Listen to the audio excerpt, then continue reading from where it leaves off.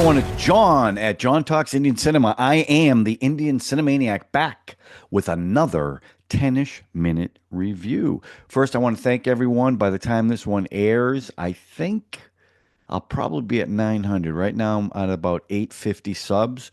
So we're getting there slowly but surely. I'm pumping out a lot of content. The thing that seemed to get the most hits are the trailer reactions, which is good for me because it's easier to do. But I still enjoy doing the reviews, even though it doesn't get as many views.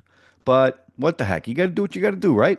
And you guys, by the way, there's a bunch of you that, in the comment section offer me advice isn't the right word, but you want the channel to get big just like I do, and you throw out a suggestion like if like lately it's been a trailer comes out that day and I'll get a note from one of you, you got to get this one out. You got to get this one out now. So I've been doing some same day trailer reactions, which is kind of cool, and they are resonating a little bit. Okay, now the film I'm going to do this time, this was not a recommendation. This was my pick, and the reason why I picked it, it looked kind of interesting. It showed up on Netflix. It looked interesting. It was short. I think it was an hour and 58 minutes. So I said, you know what? I'm going to watch it because it also looked funny. The film is from this year, 2025, Dhoom Daam. Dhoom Daam. And it was directed by Rishab Seth. Now, I don't know, and I should have had this written down before I did this, but I don't think I've seen any of their films. Let me just double check here. Yeah, no. Okay, so the director, no. And then the cast, Yami Gautam, who is quite a lovely woman. I've seen her in URI, The Surgical Strike, Article 370, Oh My God 2. But I don't remember her looking quite as lovely as she looked in this one. I got to tell you that. Also, Ratik Gandhi, who again, he was in Madgaon Express, which I loved, and I think that was the only thing I've seen him in. Yeah. And then who else was in it? I'm going to pronounce this wrong. Eijaz Khan and Pradeep, who played. Oh, I'm sorry. Pradeep played the bad guy. Oh well, wait a minute. It was. It wasn't really the bad guy. So this was a. I'll tell you what this. First of all, the story is about a couple that there's an arranged marriage, and it's a great scene at the beginning where he is meeting her for the first time. Koyal was her name, and Veer was his name. They called her Coco too, which I didn't really understand. But there's a great scene where he's meeting their family, she's meeting theirs, and they're talking about this arranged marriage. They have never met before, and they have a dog named. Wait, what was the dog's name? It was Tushy, I think. Yeah, Tushy. Tushy starts humping his leg, and um, Koyal looks very innocent, and the family explains that she's in bed early and stuff like that, right? So, and this all happens within the first 15 minutes of the movie, where they have the engagement party, then they have the wedding, now they're at the honeymoon. Okay, now remember they have never met, and this, by the way, this the time they meet to the wedding is 2 weeks. So they really haven't had any courtship time. So they have their honeymoon, and now during their honeymoon, which is very awkward because they don't really know each other, somebody breaks in, and they want to know where Charlie is, and the couple has no idea what they're talking about. So the film is about figuring out why these people want Charlie, who they are, and why they're going after these two. And the movie is through the course of the night to the next day, and it's how they figure out what Charlie is. And I won't give any spoilers away about what Charlie is. But and the story is about how you realize she is not innocent. She's got a filthy mouth, F-bombing left and right. Big drinker, very funny. And she was very funny in this movie. I liked her a lot. And he is agoraphobic. He's he's got claustrophobia. He's got all these phobias, which is so he's very uptight and square. She's very carefree, which he had no idea when he first met her. So through the course of that, and it was very predictable. There's no doubt about it. It was predictable. You knew that they were going to end up caring about each other, and you know he was going to come through. And he does come through in the film quite a bit.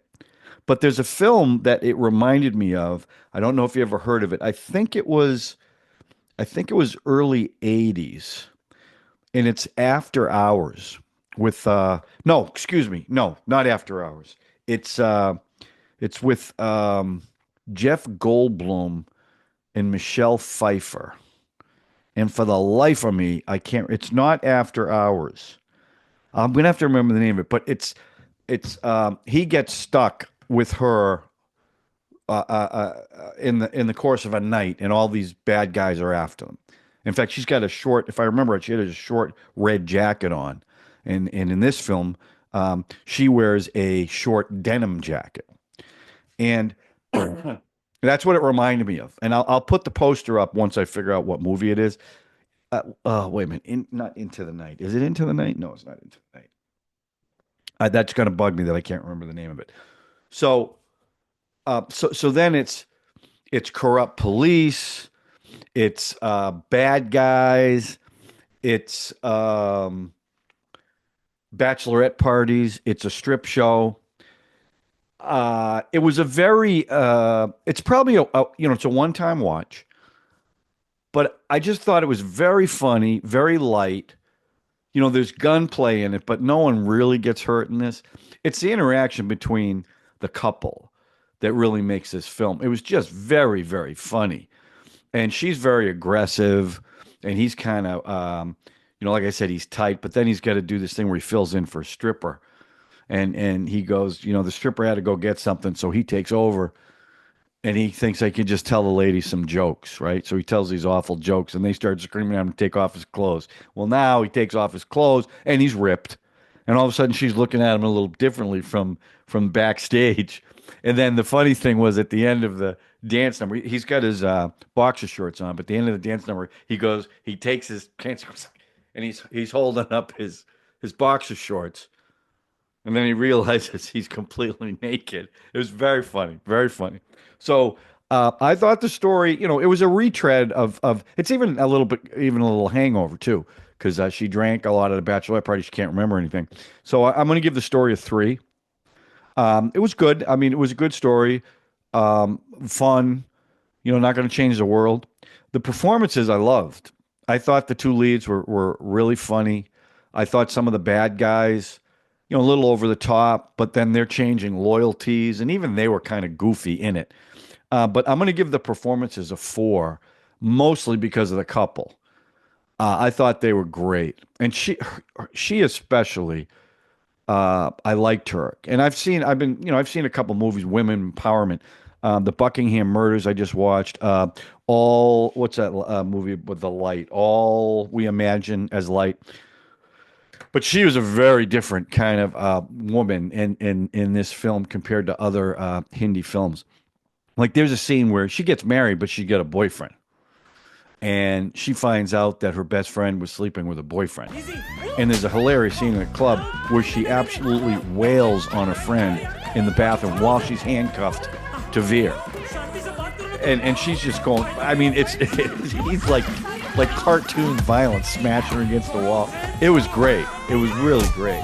The music, there was a lot of music in this. In fact, the first song, there's kind of an ambush, a robbery that happens, and the song is an English song that's playing that fit. The second song was their engagement. Actually, it was a 2-week period where they're engaged, and then they get married. That was a nice song.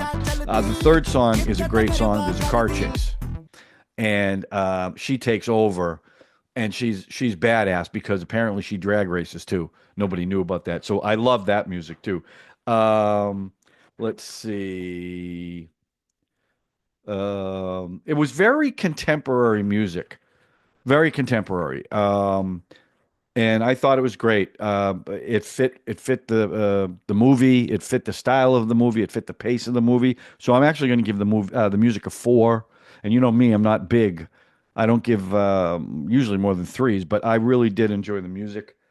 And overall, my overall verdict, and I have to, again, I want to preface this by saying this is a one-shot deal that you watch. There are plot holes galore in this film, absolutely, positively. Some things don't make any sense, but I didn't care because I really liked their chemistry, and especially I really enjoyed her performance. She was always kicking guys in the balls, and she's threatening. These guys with guns. She's threatening, come over here and do that to me, because she thinks her husband's kind of a wuss till he does some karate moves. But even those scenes were funny because he does some good moves, but he also gets whacked pretty good, and she's got to come to his aid, and that was a good scene too. So my verdict, I'm going to give the film a 4 for the type of film it was. I think this is a quick watch. It's very funny. In fact, I call my mother, who watches these films occasionally when I give her a recommendation. I said, Ma, you got to watch this film. It's an hour and 58 minutes. I think you'll laugh. I think it'll put a smile on your face. And that's what this movie did for me. It put a smile on my face. So I would say to you, if you want to have a fun film, now there is one scene, and again, I get why, because women in India, these movies that want to push woman empowerment, it's a good thing, right? But she does this one speech, that she gives a speech about women empowerment to him, explaining what it's like to be a woman in India. And it's good because the social message is there, but it's also done in a funny way. And then she even says, I don't know, I don't know why I'm saying this to you. It's not your fault that all of this is happening. But it was yeah, it was good. I really liked it. So let me know if you've seen it. Let me know what you think in the comment section. If you haven't, take a look at it. I think you'll like this, okay? All right. So if you're new to the channel, you know what to do. Subscribe, hit the notification button, hit the like button, and of course, share so we get to that 1,000 subscribers. Okay. Okay, beautiful. I have some movie posters in my room. So the secret word, I'm not going to explain the secret word. You guys know what the secret word is, right? The secret word today is Casablanca. Casablanca. Here's looking at you, kid. Yeah, that's my Humphrey Bogart impression, okay? All right, so that's it. We'll talk to you soon on John Talks Indian Cinema with either a trailer reaction or a 10ish minute review. Thanks for watching, everybody.